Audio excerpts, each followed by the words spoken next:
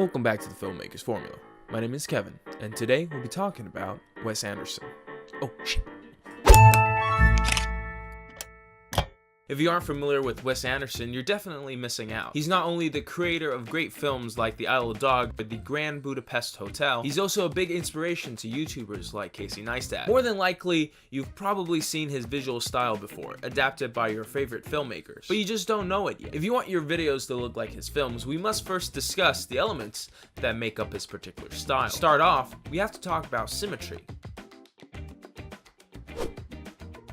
Symmetry is a big part of Wes Anderson's work, and you won't see a scene without it. He likes to shoot wide and flat without a shallow depth of field. Now what this means is that he aligns his subject with the camera, makes sure to capture as much environment as he can, and ensures that you can make out what is behind the actor. Whether it's furniture, painting, or props, they will be placed equally on the left and right side of the scene, leaving the subject standing right in the middle. This balance of symmetry creates this utopian feeling that we don't normally get in this chaotic world we live in. Although composition is important, and it can definitely help when it comes to increasing symmetry in your videos. In that case, your goal behind the camera is to create parallel lines with the environment and your subject, but to have full control over what he's shooting, Wes Anderson likes to create these worlds.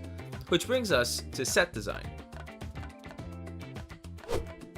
From the look of the props to the color of the scene, Wes Anderson pays attention to every detail in his world. This precise attention to detail means that every frame resembles a painting. From the patterns and color of the wall to the way the character moves, nothing in the world is overlooked. If you've seen his films before and noticed a certain oddly satisfying visual style, something that you can't quite put your finger on, I can tell you that sense of satisfaction comes from his use of a color palette, similar to the Korean pop music videos you would see, but that's for another video. If you look at the color of the character's clothes compared to the colors of the furniture, you would see that the colors are all in the same range, if not the same color. This reinforces the sense of symmetry, what we talked about in part 1, but also just makes everything look really pleasing.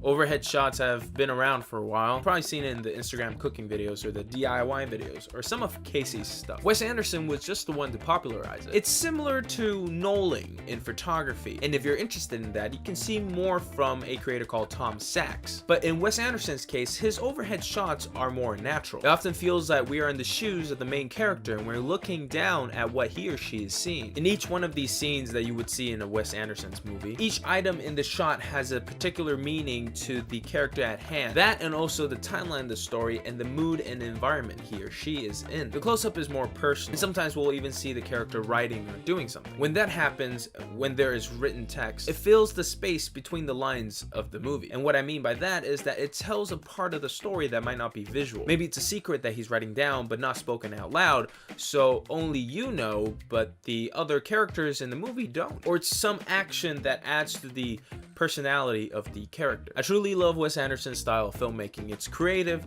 and quite satisfying to see, to say the least. One of the things people often talk about when it comes to creative content is that you have to have your own style. And while I think originality is important, I think it's more important to examine and learn from the style of others that we might want to mimic. If anything, it fuels the inspiration for our own work. So like the video if you liked it. If you're interested in creative filmmaking, click the subscribe button for more. On Mondays, we do creator breakdowns. On Wednesdays, we take a closer look technically on how to recreate those effects you see in movies and music videos. And Friday is more of a free-for-all. Either way, until the next video, I'll see you later. Take care.